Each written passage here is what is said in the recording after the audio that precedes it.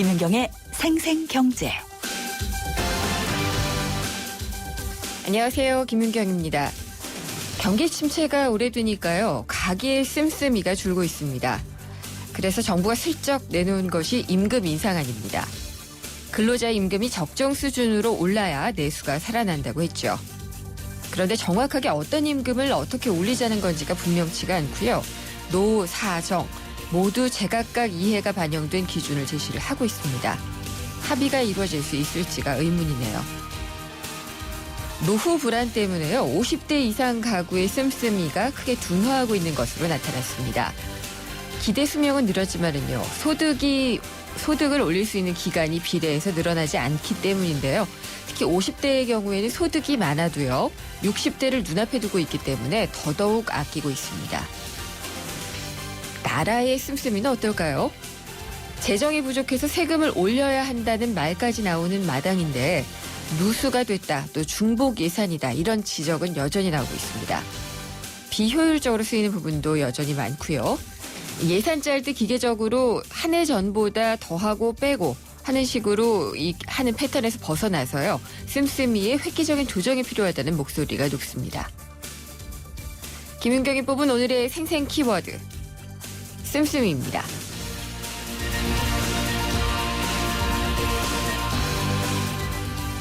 생생경제가 준비한 오늘의 경제 이슈입니다. 내 정보가 새고 있다. 주민등록번호가 샌다고 해서 아이핀 쓰라고 했잖아요. 그래서 해서 바꿨더니 이번에는 공공 아이핀도 샜습니다. 오늘 정부가 공공 아이핀 시스템이 외부 공격에 뚫려서요. 75만 건이나 부정 발급됐다면서 공식 사과했는데 왜 이런 일이 반복이 되는 걸까요? 우리나라가 IT 강국이 아닌 해커들의 천국이 된 것은 아닌지 좀 걱정이 됩니다.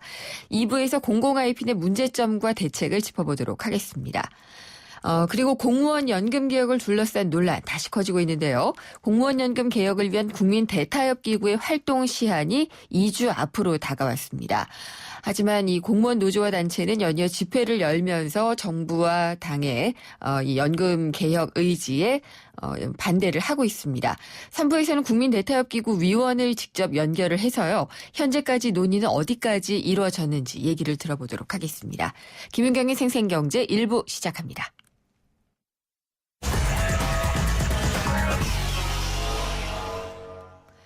김윤경의 생생경제 베로앤디퍼런트 르노삼성 자동차 제공으로 1부 시작하겠습니다. 오늘 증시 알아보겠습니다. 신한금융투자의 곽상준 부지점장입니다. 안녕하십니까? 네, 안녕하십니까. 곽상준입니다. 네, 오늘은 시장이 어떻게 끝났나요? 네, 2015년 들어와서 계속해서 꾸준히 상승을 해서 2000선을 탈환했던 증시가 다시 2000선에서 숨고르기를 하면서 좀 내려오고 있는 그런 양상 보여주고 있습니다. 시장의 흐름도 소폭 변화하고 있는 그런 것도 감지할 수 있겠는데요. 일단 지수의 흐름부터 말씀을 드리면 오늘 거래소 종합주가 지수는 전일 대비 8.05포인트, 0.40% 하락하면서 1984.77포인트로 마감이 되었습니다. 코스닥 증시도 7.27포인트, 거래소보다 큰 폭의 하락 1.16% 하락하면서 621.99포인트로 마감하는 그런 모습 보여주었는데요. 그동안 강세를 보여주던 중소형주들이 네. 대형주들에 비해서 조금 더 많이 떨어진 흐름, 그리고 또 코스닥이 거래소에 비해서 많이 떨어진 흐름이 좀 특징적이다 이렇게 볼 수 있겠습니다. 외국인들의 매매 태도가 다시 하루 만에 매수 반전되는 흐름을 보여주었습니다만은 거래소 기준으로 기관들은 8거래 연속 지금 매도를 계속하고 있습니다. 그러니까 기관들은 2000선 부근에서는 계속 과거와 같은 박스권 유형의 그런 매매, 즉 2000선 부근에서는 매도를 하고 1950선 미만에서는 매수를 하는 그런 형태를 계속 가지고 가는 그런 상황이다 이렇게 볼 수 있겠습니다. 그래서 오늘 개인과 외국인들은 매수를 했습니다만 기관이 매도하면서 시장이 전반적으로 좀 약세 흐름을 내는 그런 모습 보여주었는데요. 최근 미국의 금리나 인상 가능성이 대두된 부분이 미국에서는 좀 정리가 되는 부분인데 아직까지 아시아권에서는 조금 더 영향을 미치는 것 같습니다. 역시나 제3국 국가들의 증시 흐름이 주요한 기축통화의 흐름에 더 많은 영향을 받는다는 건 오늘도 다시 한번 보여준 그런 하루였다. 네. 이렇게 볼 수 있겠고요. 전반적으로 그동안 많이 좋은 모습을 보여줬던 건설업, 등이 많이 하락을 했고요. 반면에 소위 말해서 가치주라고 볼 수 있는 장부 가치 대비 좀 가격이 좀 저렴한 주식들의 상승폭이 조금 눈에 띄는 그런 흐름도 오늘 하루의 특징이었다 이렇게 말씀드릴 수 있겠습니다. 대부분의 종목들이나 업종이 내렸나요? 네, 그렇습니다. 그 업종별로 뭐 대형주 업종들은 그동안에 뭐 오른 것도 없어서 뭐 예. 여기서 또다시 빠지니까 조금 뭐 실망스러운 부분들이 있었을 것이고요. 소형주들이 사실은 거의 파죽지세로 올랐습니다. 그래서 거의 조정 없이 계속해서 오르던 것이 드디어 조정을 하고 있습니다. 이 조정이 과연 어디까지 갈 것이냐 궁금한 상황이고요. 하나의 업종, 즉 의약 제약 업종만은 계속해서 상승세를 유지하고 있는 흐름도 좀 특징적인 업종별 흐름이다. 이렇게 볼 수 있겠습니다. 그러면 오늘은 좀 상당폭의 조정을 받았는데요. 이번 네네. 주라든지 앞으로는 어떤 방향으로 갈 수 있을까요? 네네. 일단 외국인들 매매 태도가 어제 하루 매도를 했습니다만 그 전까지 10거래일 연속 매수를 했고 네. 오늘도 매수를 했다는 측면에서 지금 장은 새로운 유동성 장세다 이렇게 뭐 표현해 볼 수 있을 것 같습니다. 저는 이제 뭐 다음 시간에 좀 더 자세히 말씀드리겠습니다만 간단하게 표현해 보면 경기 디플레 상황 가운데서 자산의 인플레 상황이다 이렇게 보여지는데요. 네. 왜냐하면 그 유럽이라든가 미국, 뭐 일본, 중국 모두 돈을 엄청나게 풀어놓은 상황인데 실물 경기가 좋지 않기 때문에 돈이 그쪽 실물 경기로는 가지 못하고 이쪽 자본시장으로 돈이 계속 흘러 들어오고 있는 흐름 확인할 수가 있겠습니다. 그런 측면에서 보면 지금 상황에서 일정 수준 조정을 하고 난다면 또다시 뭐 외국 자금들의 계속되는 유입 이런 것들로 인해서 자본시장은 다시 상승 반전 어렵지 않게 할 수 있지 않겠느냐 이렇게 보고 있습니다. 일단 네. 단기적으로 많이 올랐기 때문에 숨고르기는 좀 필요한 상황이다. 그리고 중소형주들이 과연 어디까지 조정받고 다시 회복을 할 것이냐 아니면 대형주로 이 시세가 옮겨갈 것이냐도 이번 하락 이후의 흐름에서 중요한 포인트가 되겠다 이렇게 알겠습니다. 생각하고 있습니다. 네, 오늘 말씀 잘 들었습니다. 감사합니다. 네, 고맙습니다. 신한금융투자의 곽상준 부지점장이었습니다.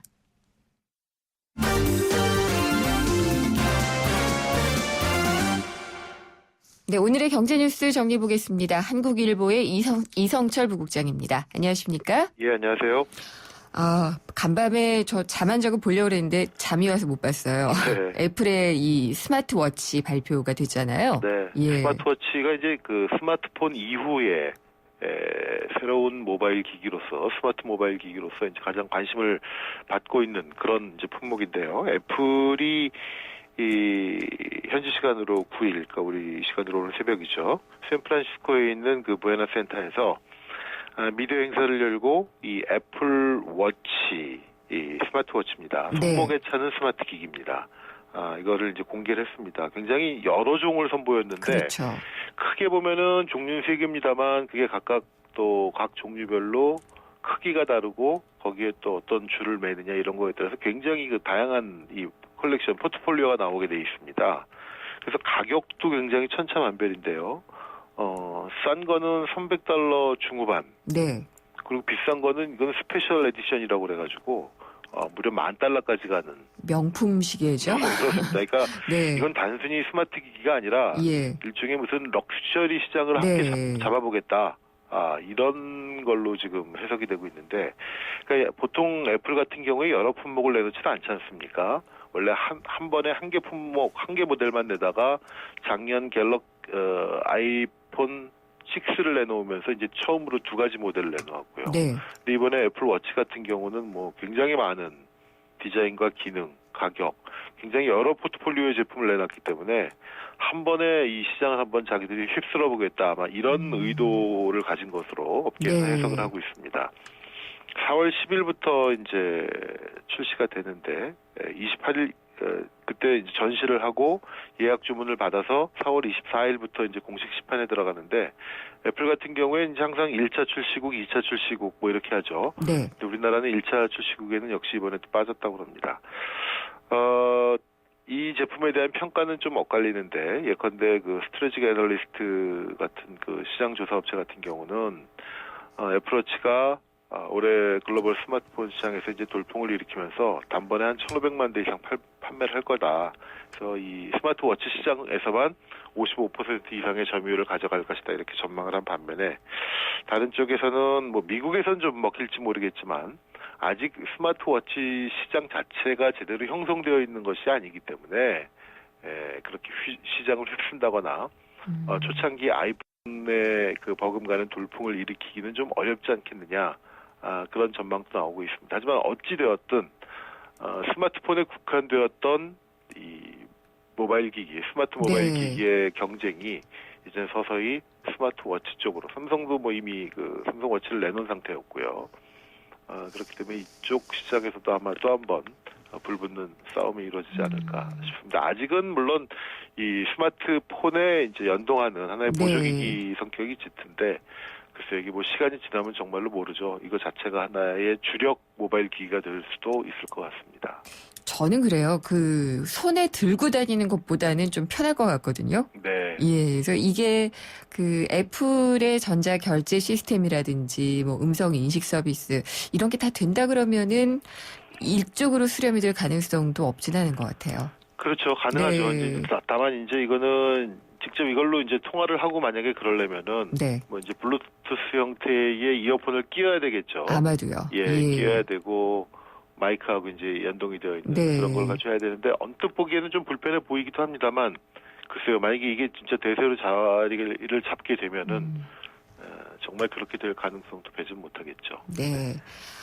스마트폰 얘기를 좀 해야 될 것 같은데, 네. 그, 미국인들이 쓰는 스마트폰 이용 시간, 우리나라보다는 많이 적다는 네. 통계가 나왔네요. 그렇습니다. 좀 전에 말씀드렸던 그 스트래티지 애널리틱스. 예. 이 주시장 조사 업체에서 분석한 건데요. 작년에 그러니까 미국의 스마트폰을 갖고 있는 미국 시민들이 하루 평균 스마트폰 이용하는데 쓰는 시간이 155분, 그러니까 2시간 35분 정도로 조사가 됐다고 합니다.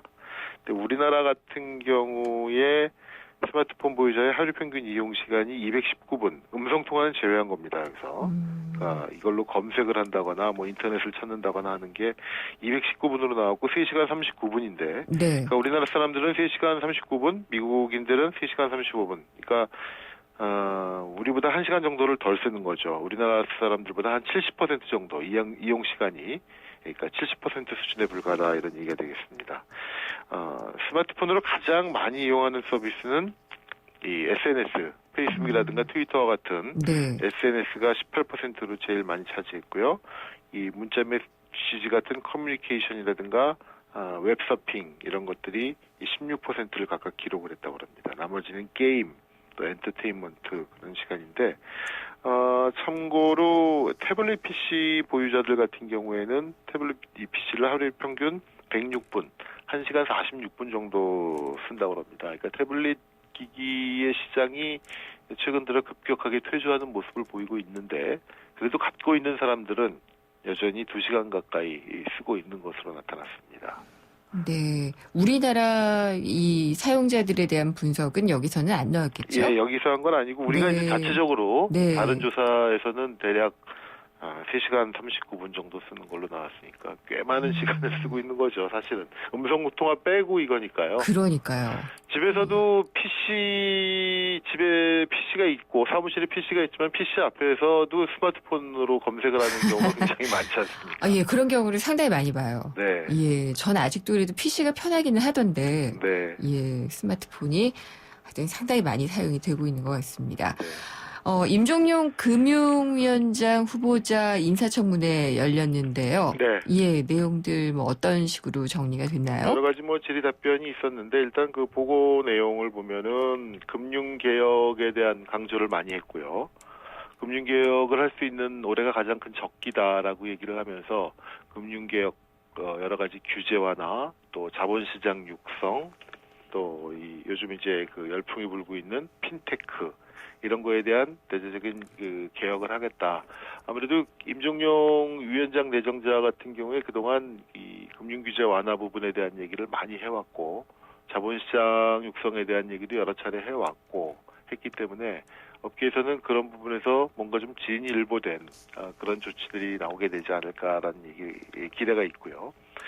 가계부채에 대한 문제 언급도 있었습니다. 이 가계부채 문제가 우리 경제의 가장 큰 현안이고, 그 부분에 대해서 막중한 책임감을 갖고 위험 요인을 관리를 하겠다.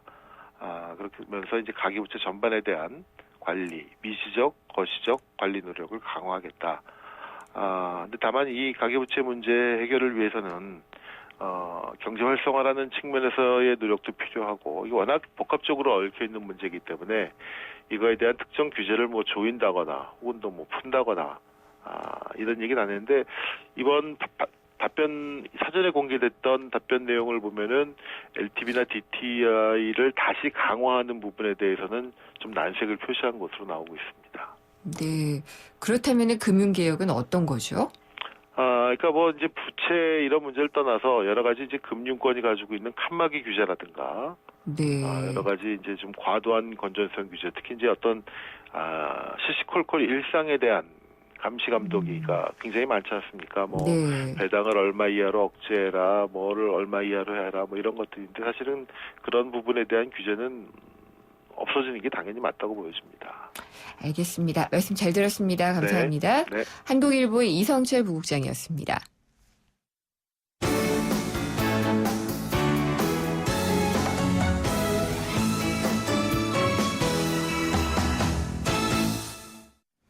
생생경제 일부 함께 하셨습니다. 주민등록번호 하도 많이 털리고 그러니까 이 중요한 번호를 쓰지 말고 인터넷상에서 본인을 확인하는데 아이핀이라는 번호를 쓰자라고 했었습니다. 근데 공공 아이핀이요, 75만 건이나 유출이 됐다라고 정부가 뒤늦게 사과를 했습니다.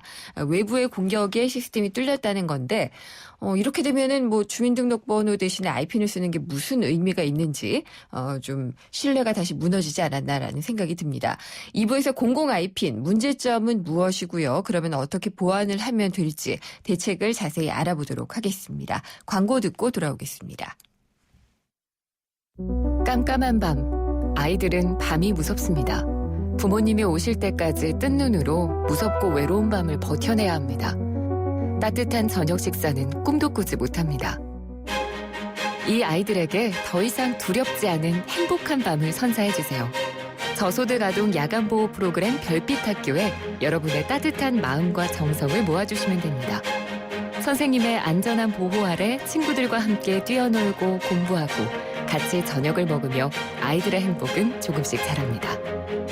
2015 YTN 라디오 연중기획 함께 들어요 대한민국 기아대책과 함께합니다. 한 발 빠른 경제 뉴스, 한 뼘 깊은 경제 이슈, 한 번 물면 놓치지 않는 끝까지 가는 인터뷰. 지표 MC 김윤경의 생생경제. 게릴라 경제 현장, 장발장 은행을 만든 인권연대에 왔습니다. 네, 장발장은행입니다. 네, 일단은 저희가 신청을 하신다고 하셔서 모든 분께 다 대출을 해드리는 거는 아니에요.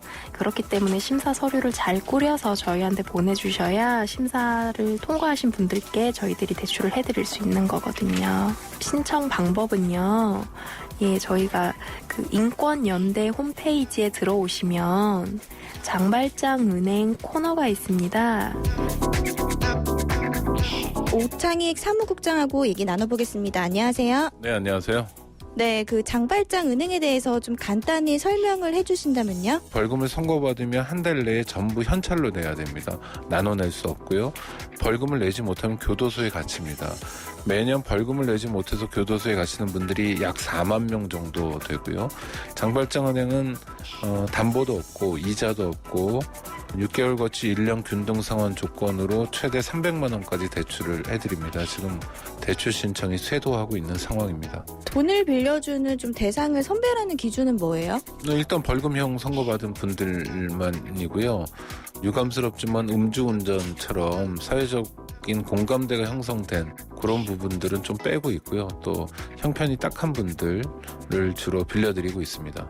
그러면 지금 한 얼마 정도 모여 있어요? 저희 문의는 하루에 수백 통씩 오는데 대출 신청서를 작성하신 분들 한 200분 정도 되고요. 모두 17명 대출을 해드렸습니다. 그러면 돈은 좀 어떻게 마련을 하셨어요? 저희는 은행이긴 합니다만 돈 없는 은행입니다. 수익을 내지도 않습니다. 은행은 시민들의 후원금을 통해서 돈을 마련했고요. 이걸 저희가 대신 빌려드리는 역할을 하고 있는 겁니다. 보통 벌금을 못 내서 교도소에 갈 때 하루에 5만 원씩 칩니다. 5만 원이면 다른 가난한 사람의 24시간을 구할 수 있는 겁니다.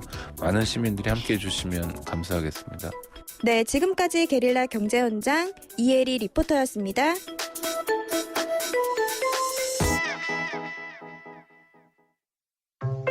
사장님, 복잡하고 까다로운 세금 신고, 장부 작성, 재무 진단은 어떻게 해결하세요? 당연히 세무사에게 맡기죠. 고용산재보험 사무대행. 성년 후견인 업무도 해결해주는 든든한 파트너니까요. 세무사를 알아두는 것이 생활의 지혜입니다. 한국세무사회. 김윤경의 생생경제. 오늘 당신이 꼭 알아야 할 가장 중요한 경제 뉴스는 시민의 불안감 키우는 공공 아이핀, 안전 확보를 위한 대책은입니다.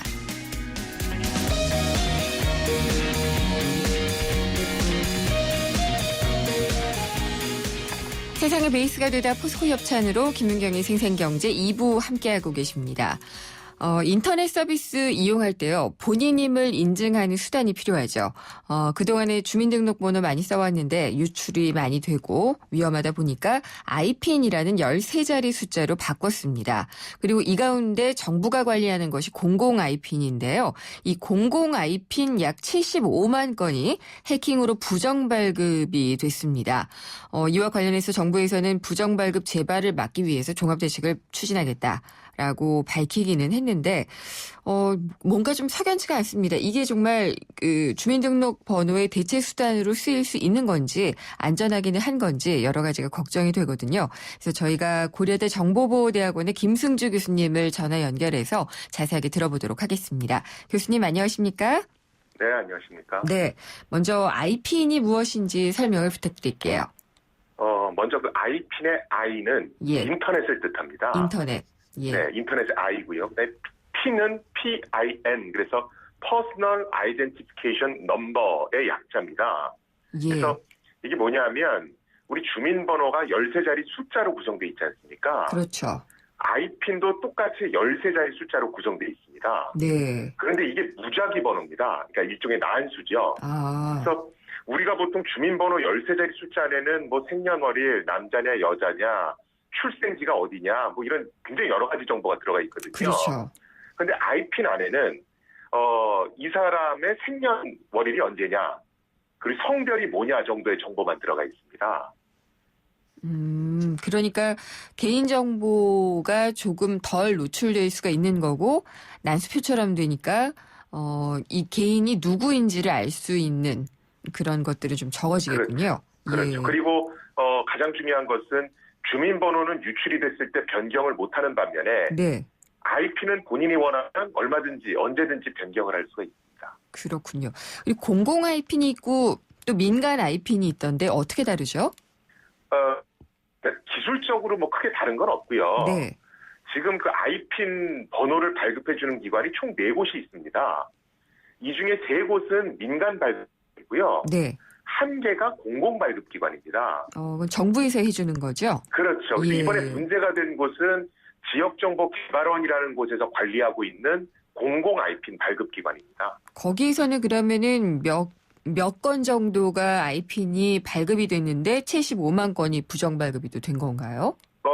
지금 사실은 민간 아이핀 발급기관이 3곳이나 되니까 예. 사실은 민간 쪽 발급기관이 훨씬 많습니다. 네. 그리고 공공 아이핀 발급기관은 원래는 처음 의도는 공무원들을 대상으로 발급하기 위해서 만들어진 거거든요. 네. 그러면서 그러다가 이런 것들을 따로 관리하는 게 좀 복잡하다 이래서 그걸 통합시키게 됐고요. 지금 아이핀 전체로 보면 한 1,900만 건 이상이 발급된 것으로 나와 있습니다. 네. 근데 이번에 공공 아이핀이 해킹이 돼서 약 75만 건이 부정 발급됐다고 했어요. 네네. 어떤 수법으로 이게 가능했던 거죠? 이게 이제 아주 구체적인 방법에 대해서는 사실 이렇게 정부에서 아직 발표를 안 했고요. 네. 일단 그 아이핀, 그 공공 아이핀이든 민간 아이핀이든 간에 일단 그 발급 과정을 좀 아실 필요가 있는데요. 네. 먼저 그 아이핀을 발급받기 위해서는 해당 사이트에 들어가서 이름하고 자기 주민등록 번호를 입력을 합니다. 네. 그 다음에는 이제 본인 확인 절차라는 걸 거치거든요. 이때 그 본인 확인은 공인 인증서를 통해서 할 수도 있고요. 아니면 휴대전화 인증을 통해서 할 수도 있고 아니면 직접 가서 대면 확인을 통해서 할 수도 있습니다. 네. 그래서 본인 확인 절차가 다 끝나게 되면 이제 아이핀 번호를 발급해 주거든요. 예. 그런데 이번에 문제가 된 것은 공인 인증서를 이용한 본인 확인 과정에 있어서 초기 시스템 구축 당시에 어떤 취약점이 존재했던 것 같습니다. 그래서 해커가 예. 이 취약점을 이용해서 예. 본인이 아님에도 불구하고 다른 사람 명의로 75만 건의 아이핀을 발급을 한 것 같습니다. 그러면은 공인 인증서와 관련된 취약점이라고 얘기를 해도 되는 거예요? 정확히는 공인 인증서를 이용한 예. 본인 확인 과정에 있어서의 취약점이죠. 그러니까 공인 인증서 예. 자체가 문제가 된 건 아니고요. 네. 그걸 이용한 어떤 아이핀 본인 확인 시스템에 있어서 문제가 생긴 겁니다. 그렇군요. 그리고 또 이게 뭐 중국어 버전의 소프트웨어가 쓰였다 뭐 이런 얘기들도 있던데요. 예, 뭐 그런 얘기도 있었고, 뭐 한 2,000여 개의 뭐 IP가 중간에 활용됐다, 뭐 이런 여러 가지 얘기가 네. 있는데, 실제로 이번 해킹의 배후가 누구인지에 대해서는 수사가 좀 더 진행돼 봐야 알 것 같습니다. 네. 그러면은 이렇게 부정 발급이 된 아이핀 75만 건이나 되면은 굉장히 안 좋게 쓰일 수 있을 것 같거든요. 네네. 어디에 어떻게 악용될 수 있을까요? 일단은 그 75만 건 중에서 지금 정부가 확인한 바로는 12만 건 정도, 12만 개의 부정 발급된 아이핀이 게임 계정을 개설하는 데 이용됐다라고 합니다. 네. 보통 이제 게임 계정을 개설하려고 그러면 본인 확인을 절차를 거친 다음에 해당 게임 계정을 만들게 되거든요. 그걸 그렇죠. 통해서 이제 여러 가지 인터넷 게임을 하는 거죠. 네. 그런데 이제 이 해커들은 이걸 보통 어떻게 활용하냐 하면, 다른 사람 명의를 도용해서 게임 계정을 뭐 수만 개, 수백 개를 만듭니다. 네. 그 다음에 여러 가지 어떤 자동화 툴 같은 걸 이용해서 게임을 사람이 진행하는 것이 아니고 기계가 자동으로 게임을 하게끔 만들거든요. 그러면서 이렇게 24시간 게임을 할 수 있으니까 네. 뭐 여러 가지 게임상에서 얻을 수 있는 아이템들 있지 않습니까? 네. 뭐 칼이라든가 여러 가지 무기들. 예. 그런 아이템들을 이제 획득을 하게 됩니다. 그런 다음에 이런 것들을 불법으로 거래를 하거든요. 이런 어떤 불법 게임 아이템 거래 시장이 네. 최근에 이제 어떤 발각된 조직에 의하면 1조 원 이상 된다고 합니다. 그 규모가요? 예. 그래서 게임 업체에서도 이런 불법 게임 아이템 거래를, 그러니까 이 게임 아이템 거래를 불법으로 규정하고 있거든요. 네. 왜 그러냐면 우리나라가 이제 게임 쪽에서는 굉장히 강국인데 사람들이 처음부터 단계적으로 올라가서 어떤 높은 레벨에 도달하는 것이 아니라 불법으로 아이템을 거래해서 돈 얼마 들이면 단기간 내에 어떤 레벨을 올릴 수가 있으면 네. 사람들이 그 게임을 안 하려고 든단 말이죠. 그렇겠죠. 그러다 보니까 게임 어떤 산업 전체가 붕괴될 수가 있거든요. 그래서 이 게임 아이템을 거래하는 걸 불법으로 규정을 하고 있습니다. 네. 그런데 문제는 이런 식으로 어떤 불법으로 생성된 아이핀을 이용해서 게임 계정을 임의로 만든 다음에 불법 아이템 거래를 하게 되면 나중에 이 사람이 누군가에서 추적을 막 해간단 말이죠. 네. 그럼 추적을 딱 했을 때 궁극적으로 범인이 나오는 게 아니고 이 사람이 명의를 도용한 다른 사람이 나오게 되거든요. 그런 게 문제가 되겠군요. 그렇죠. 그러니까 예. 대포통장과 비슷한 역할을 한다고 보시면 네. 됩니다. 정확한 표현인 것 같아요. 대포통장과 비슷한 역할을 하는. 네네. 예. 그래서 이제 어떤 사람이 있는 것처럼, 유저가 있는 것처럼, 되는 거죠. 근데 그러면 이런 해킹 사태가 재발할 가능성은 네. 있다고 봐야겠죠? 충분히 있다라고 봐야죠. 왜 그러냐 하면 지금 그 정부에서 발견한 거는 이 75만 건이 네. 한 3일에 걸쳐서 집중 어떤 부정 발급을 했거든요. 그럼 이거 정말 근데 조직적일 가능성이 높네요. 그렇죠. 그런데 예. 이게 평상시보다 발급하는 개수가 많아진 거기 때문에 탐지가 된 거란 말이죠. 네. 그런데 이 75만 건 외에 과거에 우리가 이미 이런 취약점을 이용해서 발급받은 어떤 아이핀이 무단으로 사용되고 있을 확률도 있거든요. 네. 그래서 사실은 정부에서는 75만 건 외에는 다른 건 없다라고 얘기할 것이 아니라 기존에 발급된 한 1,900만 건 이상의 모든 아이핀에 대해서 이게 지금 나도 모르는 사이에 무단으로 이용되고 있는 건 아닌지를 전수조사할 필요가 좀 있어 보입니다. 네. 그리고 교수님, 이게 지금 이번에 아이핀이 해킹 당한 부분은 이제 공인 인증을 하는 과정에서 벌어진 거잖아요. 그것 외에도 취약점이 또 있을 수 있잖아요. 맞습니다. 어떤 것들이 있을까요? 일단은 뭐 사용자 지금 하고 있는 건 뭐 공인인증서를 이용한 어떤 본인 확인 과정을 우회한 거고요. 네. 그거 말고도 뭐 스마트폰을 통한 인증 과정도 있거든요. 네. 그런데 우리가 뭐 스마트폰이나 휴대폰이 쉽게 해킹된다는 얘기는 그동안 많이 해왔지 않습니까? 네. 그러니까 휴대폰을 해킹해서 휴대폰 인증을 또 우회하는 방법도 충분히 있을 수가 있단 말이죠. 그래서 사실은 지금 문제가 된 부분 이외에도 여러 가지 부분들을 한번 다각도로 재점검해 볼 필요는 있습니다. 다각도로 재점검한다고 하는 것은요. 그 네네. 일부에서는 다시 주민등록제도, 그러니까 주민등록번호를 이용하는 쪽으로 돌아가자라는 과격론도 있거든요. 네네. 교수님은 어떻게 보시나요? 저는 사실은 초반에 이제 카드사의 개인정보 유출 사고가 나고 나서 네. 아이핀을 보급한다고 그랬을 때 저는 약간 좀 반대 의견을 표한 적이 있거든요. 왜 그러셨나요? 왜 그러냐면 예. 지금 우리나라의 가장 큰 문제는 본인 확인이라는 것을 너무 많은 곳에서 요구하고 있는 게 문제입니다. 그건 맞아요. 예.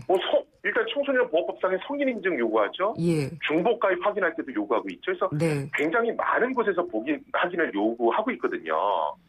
자, 그런데 사실 제일 기본적인 정보보호 대책은 보호해야 할 대상 자체의 수를 줄이는 겁니다. 네. 그래서 개인정보 유출 사고가 발생했을 때 우리 정부는 뭐 했어야 되냐면 여러 존재하는 보호 과정 중에서 없앨 수 있는 건 어디까지 없앨 수 있는지를 먼저 했어야 되거든요. 그래서 본인 확인을 요구하는 부분 일단 최소를 줄여놓고 네. 그 최소한의 부분, 필요 최소한의 부분에 있어서만 대체 수단을 검토했어야 되는데 우리 정부는 대체 수단 카드를 너무 빨리 갖고 나온 거예요. 그렇군요. 그러다 보니까 업체들이 이걸 줄이려고 생각하는 게 아니라 네. 기존에 그냥 본인 확인하던 거를 다 아이핀으로 바꿔버렸단 말이죠. 예.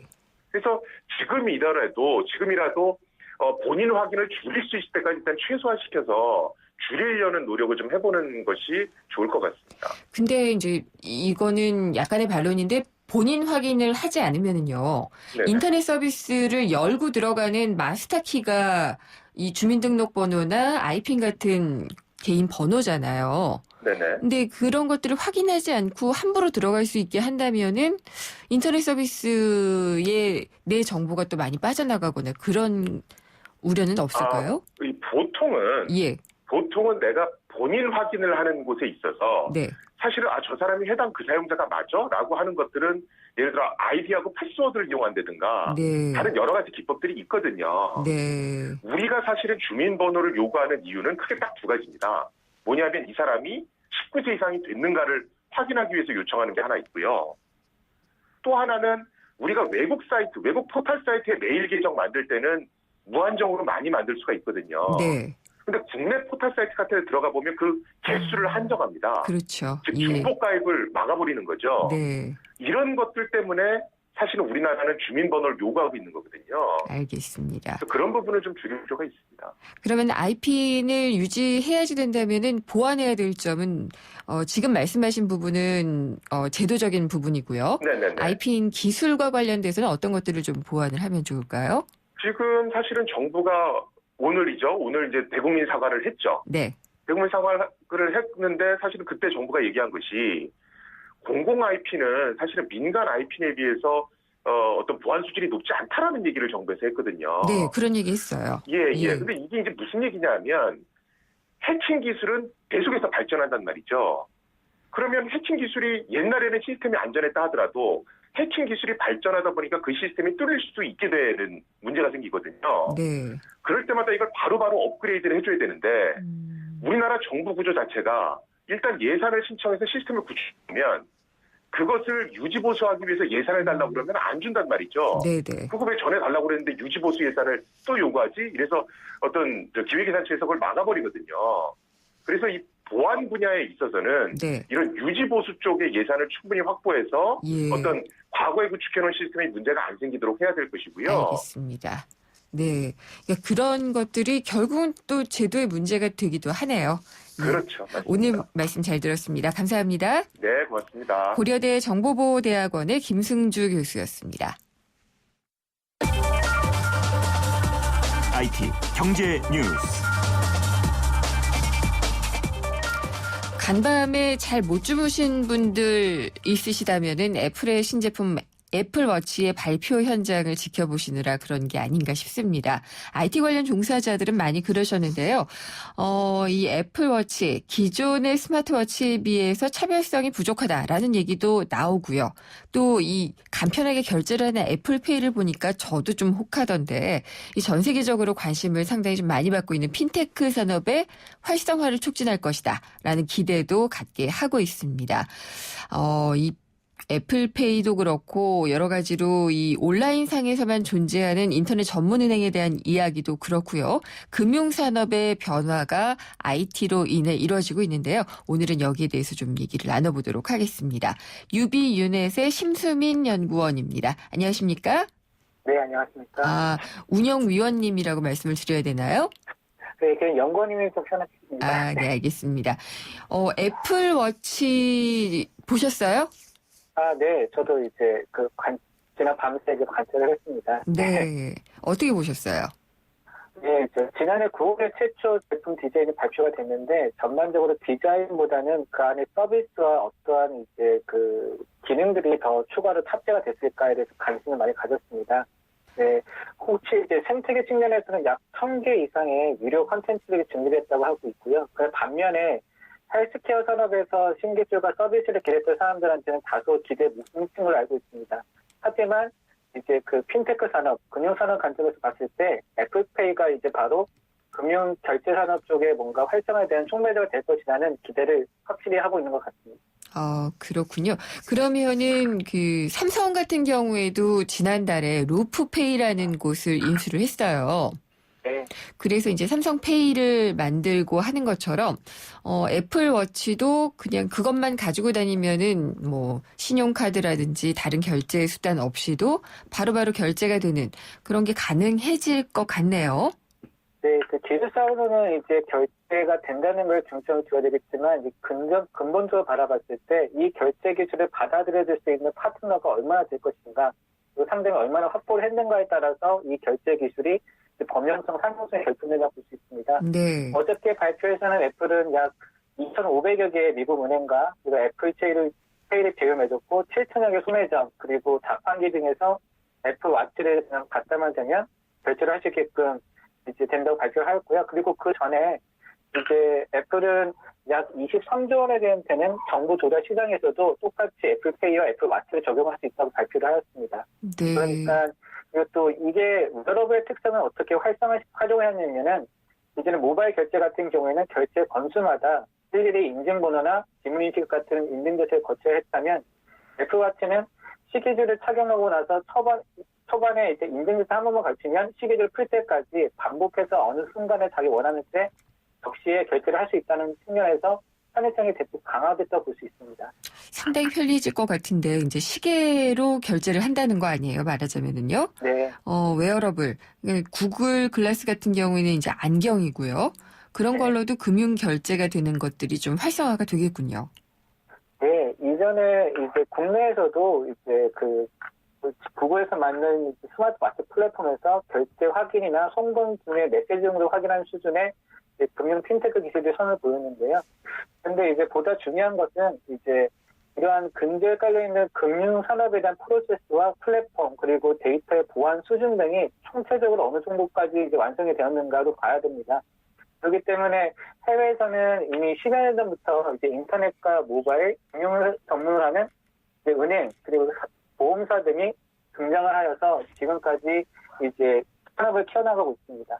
그래서 최근에서 국내에서도 이러한 인터넷 전문 금융기관에 대한 논의가 주목받고 있습니다. 근데 인터넷 전문은행 그러면은 우리는 아직까지는 좀 생소해요. 근데 네. 외국에서는 지금 진행이 되고 있다 그러는데 우리가 좀 늦은 이유가 있나요? 예, 우리는 이제 지난 외환위기를 거치면서 금산분리에 대한 원칙이 엄격하게 적용되고 있고요. 그리고 또 은행 계좌 개설이나 신용거래에서 이제 얼굴을 직접 대면하는 대면 거래가 강제가 되고 있습니다. 네. 그리고 이제 수수료, 결국에는 이제 대차 거래나 이런 수수료 경쟁에서 유리한 기존 금융사업자들이 인터넷 유통체에는 새로운 이제 유통체의 등장에 대해서 견제를 하고 있었고요. 반면에 해외에서는 이미 10여 년 전부터 이제 이런 인터넷 전문 은행이 등장을 하였고, 그리고 또 이제 예를 들어서 얼굴 인식 기술이나 생체 인식 기술 등을 통해서 인증 절차를 최대한 간편하게 하면서 24시간 언제 어디서나 금융거래를 할 수 있는 전문 은행들이 성행을 하였고, 최근에는 이제 중국에서 그 텐센트라는 이제 그 포털 사업자가 인터넷 전문 은행 설립 허가를 받았고, 일본에서는 지금 지난해와 3월 기준으로 이런 인터넷 전문 은행들의 자산이 총 78조에 이른다는 통계가 발표가 됐습니다. 그렇군요.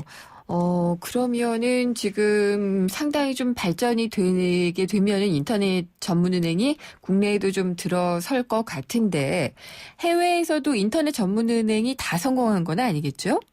네, 맞습니다. 이제 금융선진국인 미국에서조차 한때 30여 개에 이르렀지만 지금 현재 10여 개 정도로 운영되고 있고요.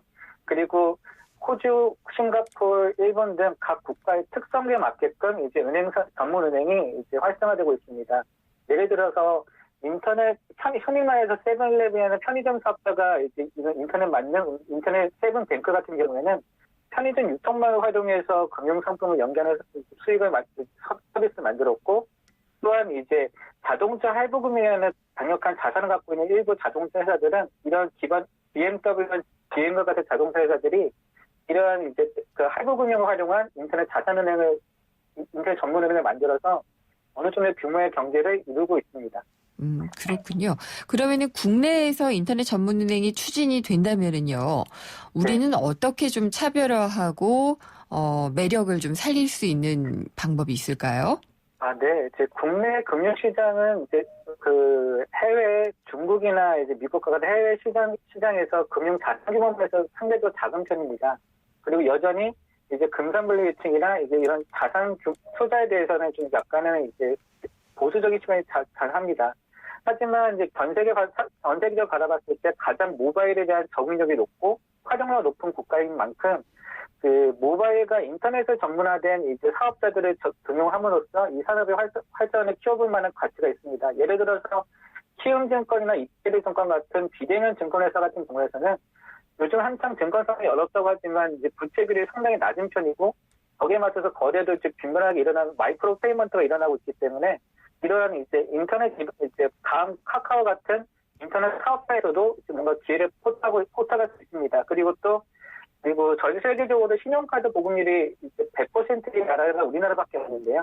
이러한 이제 금융 상품들과도 연계할 수 있는 이제 그 상품이 증가할 수 있을 것이고, 그리고 지방단체 중에서도 최초로 이번에 경기도가 사회적 기업들을 대상으로 하는 대출은행의 인터넷 전문은행을 추진하고 있어 이러한 이제 사회적인 그리고 기술적인 그리고 저변을 같이 활용하면서 인터넷 전문은행의 차별화를 좀 꾀할 수 있다고 생각합니다.